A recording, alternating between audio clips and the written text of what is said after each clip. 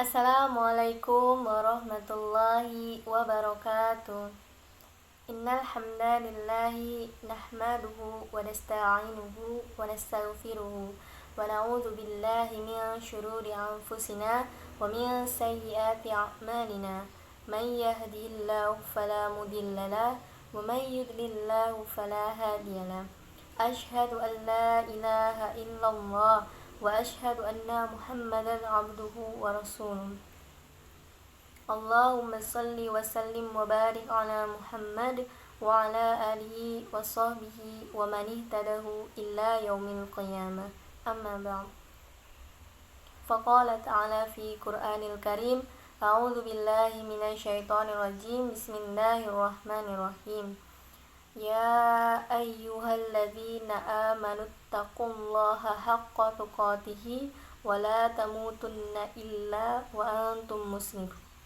Shadaqallahul azim. Sahabat yang dimuliakan oleh Allah Subhanahu wa taala, ada beberapa nikmat yang Allah berikan kepada kita yang mungkin tanpa kita sadari. Salah satunya yaitu nikmat lisan, nikmat berbicara. Mari kita perhatikan Quran surat Ar-Rahman ayat 1 sampai 4. Allah berfirman, A'udzu billahi minasyaitonir rajim. Bismillahirrahmanirrahim. Ar-Rahman 'allamal Qur'an, khalaqal insan 'allamahul bayan. Allah yang Maha Pemurah, Allah yang mengajarkan Al-Qur'an, Allah yang menciptakan manusia dan mengajarnya pandai berbicara. Kemudian dalam Quran surat Al-Balad Allah juga berfirman, bukankah telah kami berikan kedua buah mata, lidah, dan kedua buah bibir, walisanau wa syafatain. Jadi ini adalah nikmat Allah Subhanahu wa taala yang mungkin seringkali terlupakan oleh kita, yaitu nikmat lisan, nikmat berbicara.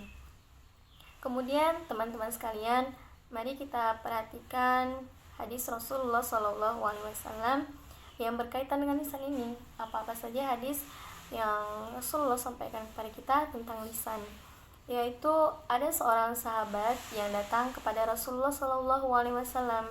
Beliau bertanya, wahai Rasulullah, sesuatu apakah yang paling banyak yang dapat memasukkan seseorang ke dalam surganya Allah Subhanahu wa taala? Kemudian Rasulullah SAW menjawab, takwa, bertakwa kepada Allah Subhanahu wa taala dan berakhlak yang baik. Lalu bertanya lagi, sesuatu apakah yang dapat atau yang paling banyak yang memasukkan seorang ke dalam nerakanya Allah? Lalu kemudian Rasulullah SAW menjawab, yaitu lisan dan kemaluan. Jadi nikmat lisan itu dipergunakan dengan sebaik-baiknya. Karena mengapa? Dari hadis Rasulullah SAW tersebut, ternyata yang paling banyak yang dapat masukkan seorang ke dalam nerakanya Allah, yaitu dia tidak pandai atau tidak bisa menjaga apa-apa saja yang keluar dari lisannya. Jadi teman-teman sekalian, lidah itu sesuatu yang tidak bertulang. Jadi sangat mudah untuk seseorang mengucapkan atau berkata-kata tanpa berpikir terlebih dahulu apa dampak yang akan timbul dari apa yang kita ucapkan. Sehingga alangkah lebih baiknya sebelum kita bicara, kita pikirkan terlebih dahulu apa yang ingin kita sampaikan, apa yang ingin kita ucapkan, sehingga dari apa yang kita ucapkan itu timbul kemaslahatan, baik itu untuk pribadi kita sendiri maupun untuk masyarakat dan umat muslim lainnya. Karena bencana yang timbul dari lisan itu sangat besar. Apa-apa saja sih bencana yang dapat timbul dari kita tidak bisa menjaga lisan kita?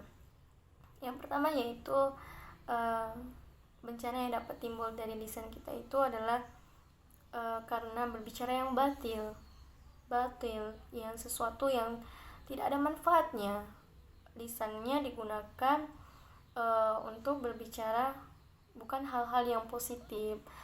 Dia berbicara dengan lisannya berdoa kepada selain Allah, atau lisannya berdusta dan berkata yang palsu.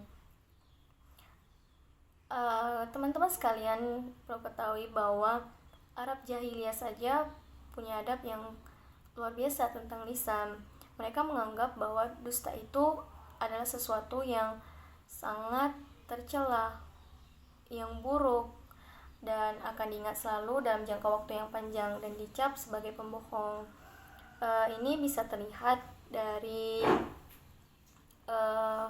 Abu Sufyan yang pada masa itu sangat membenci Rasulullah SAW.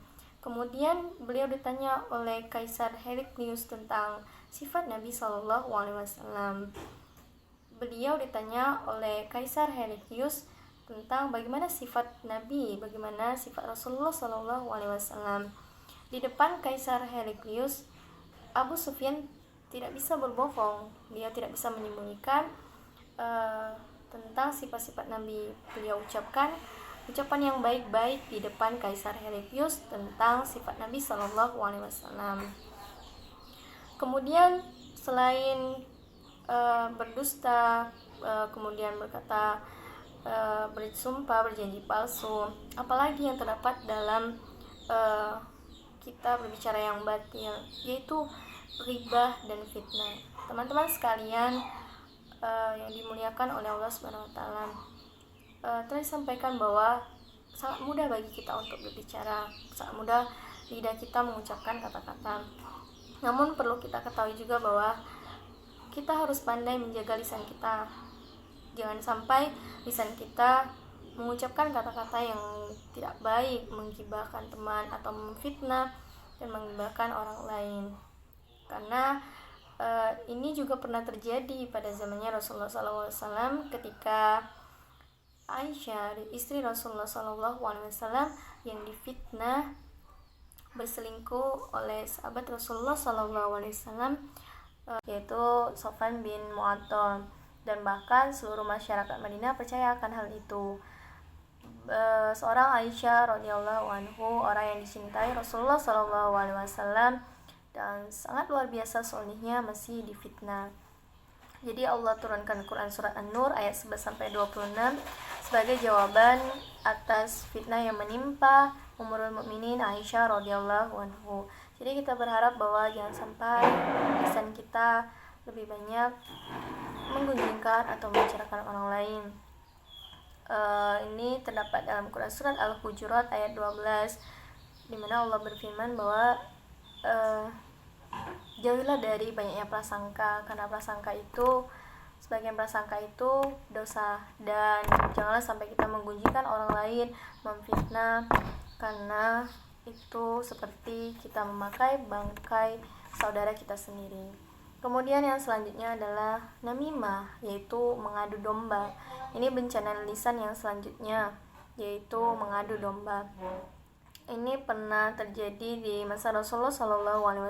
Abdullah bin Ubay bin Salul, di mana beliau mengadu domba umat Islam pada masa Rasulullah SAW ketika terjadinya perang Uhud.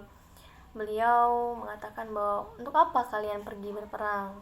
Karena ketika itu pasukan Muslim berjumlah 1000 pasukan.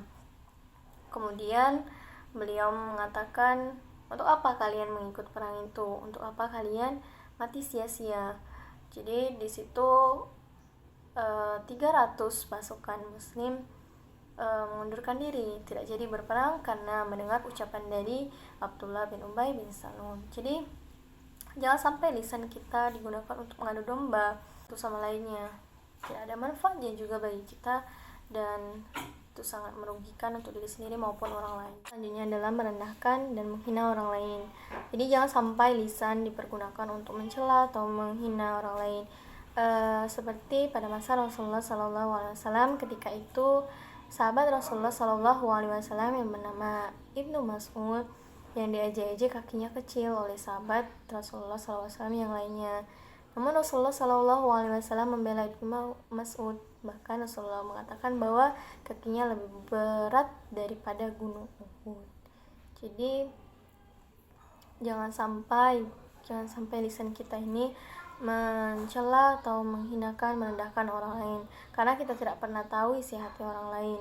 Karena ucapan atau lisan ucapan yang keluar dari lisan kita itu adalah gambaran hati dan pikiran kita. Jadi akan nampak apa yang ada di hati dan pikiran seorang ketika dia mengucapkan suatu kata-kata yang baik. Ketika ucapannya yang baik-baik, maka insya Allah itu adalah gambaran dari hati dan pikirannya. Dan kita berharap bahwa kita selalu berdoa kepada Allah untuk senantiasa diberikan keistiqomahan untuk berbicara yang baik dan berkata yang baik. Jangan sampai membuat orang lain tersinggung, bahkan tidak menerima perkataan yang baik. Teman-teman sekalian yang dimuliakan oleh Allah Subhanahu wa taala, mungkin hanya itu saja yang bisa saya sampaikan, saya bagi kepada teman-teman. Itu hanya sebagian kecil saja contoh dari bencana yang dapat menimpa lisan kita. Dan kita berharap bahwa jangan sampai lisan kita lebih banyak berkata yang tidak baik, berkata yang kotor, bahkan berdusta, berbohong, kemudian memfitnah, gibah, mengadu domba, dan lain sebagainya. Kita berharap kepada Allah Subhanahu wa taala untuk senantiasa diberikan keistiqomahan untuk berbicara yang baik dan berkata yang baik. Jangan sampai kita menyakiti hati seseorang dengan perkataan kita, karena kita tidak pernah tahu isi hati dan pikiran seseorang. Dari hadis Rasulullah SAW bahwa lisan bisa memasukkan seorang ke dalam surga, lisan juga bisa memasukkan orang ke dalam neraka. Jadi kita berdoa kepada Allah untuk diberikan keistiqomahan untuk berbicara yang baik. Mungkin hanya itu saja yang bisa saya sampaikan. Apapun yang saya sampaikan, jika itu ada baiknya berasal dari Allah Subhanahu wa taala dan buruknya itu dari diri saya sendiri. Hadis Nabi SAW bahwa lisan itu bisa menjadi surga kita dan lisan itu juga bisa menjadi neraka bagi kita. Maka pandailah kita untuk berbicara dan memilih kata yang baik. Dan ada suatu kata dari Umar bin Khattab bahwa siapa yang banyak pembicaraannya, banyak pula tergelincirnya. Barang siapa yang banyak tergelincirnya, banyak pula dosanya. Dan barang siapa yang banyak dosanya, maka neraka pantas untuknya. Kemudian hadis Nabi SAW bahwa barang siapa yang beriman kepada Allah dan hari akhir, maka hendaklah dia berkata yang baik. Kalau tidak bisa, maka diamlah. Terima kasih. Assalamualaikum warahmatullahi wabarakatuh.